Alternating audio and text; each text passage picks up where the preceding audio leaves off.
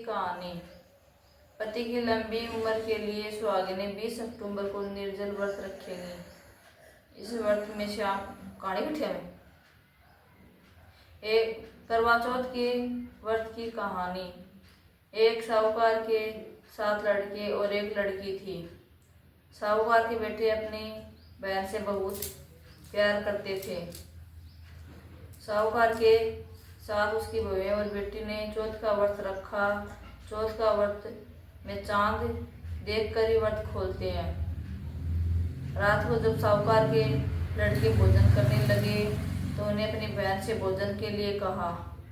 इस पर बहन ने बताया कि उसका आज व्रत है और वह खाना चंद्रमा को अर्घ्य देकर ही व्रत खोल सकती है और कुछ खा सकती है। सबसे छोटे भाई को अपनी बहन की हालत देखी नहीं गई और वह दूर पेड़ पर एक दीपक जलाकर चलने की ओट में रख देता है।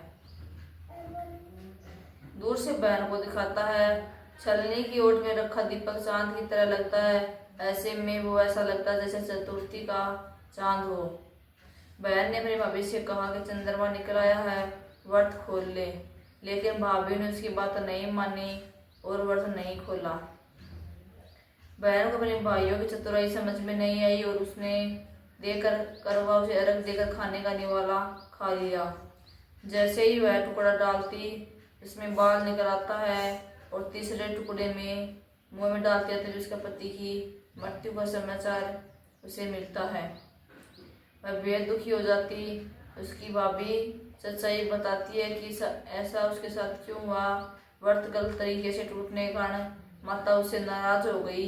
इस पर वह निश्चय करती कि अपने पति का अंतिम संस्कार नहीं करेगी और अपने अस्तित्व से उन्हें पुनर्जीवन दिलाकर रहेगी।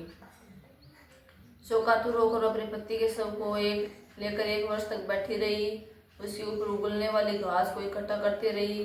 उसने पूरे साल की चतुर्थी का व्रत किया और अगले साल कार्तिक मास कृष्ण चतुर्थी फिर से आने पर उसने व्रत विधि विधान से करवा चौथ व्रत किया। शाम को सुहागिनों से अनुरोध करती है कि ये सुई लो, ये सुई दे दो, मुझे भी अपनी जैसी सुहागिनी बना दो। इसका फलस्वरूप करवा माता और गणेश जी के आशीर्वाद से उसका पति पुनः जीवित हो जाता है।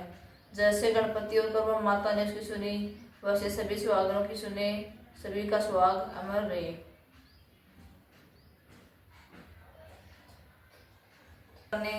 जा रहे थे, उन्हें सारी तथा सभी इकट्ठा करी और देवताओं को बुलाया तो देवता लोग बोले कि हम तो चल पड़ेंगे लेकिन गणेश जी को साथ नहीं लेके जाएंगे क्योंकि इसे तो 1 मन मूंग, 1.25 मन चावल, खूब सारा घी नाश्ता करने के लिए चाहिए और खाने के लिए फिर बुलाओ।